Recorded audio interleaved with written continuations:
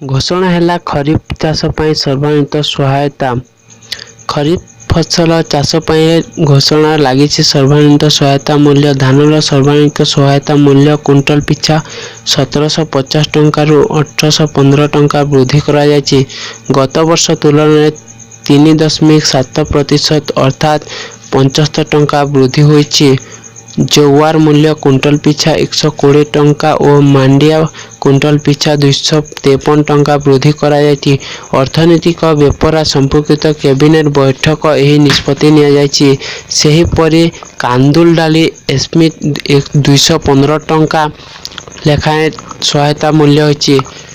Odia ବେଷ୍ଟେକ୍ YouTube ଚ୍ୟାନେଲକୁ subscribe କରନ୍ତୁ, like କରନ୍ତୁ, ସେୟାର କରନ୍ତୁ, କମେଣ୍ଟ କରନ୍ତୁ। ଡାଲିର 75 ଟଙ୍କା ବୃଦ୍ଧି କରାଯାଇଛି। ଚିନାବାଦାମ ପାଇଁ 200 ଟଙ୍କା ଓ ସୋୟାବିନ୍ ପାଇଁ 311 ଟଙ୍କା ବୃଦ୍ଧି କରାଯାଇଛି। କପା କୁଇଣ୍ଟାଲ ପିଛା MMC 100ରୁ 105 ଟଙ୍କା ବୃଦ୍ଧି କରାଯାଇଛି।